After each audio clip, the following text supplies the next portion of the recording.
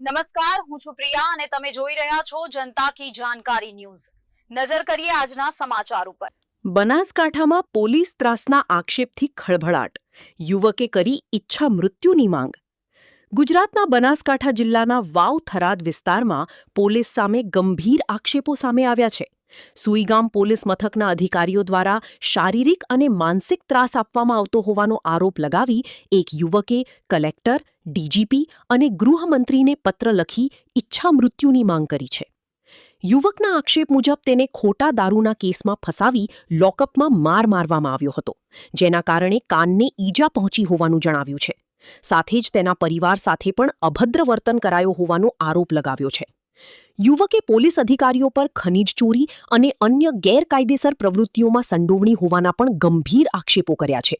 સમગ્ર મામલે સ્થાનિક વિસ્તારમાં ચર્ચા જાગી છે।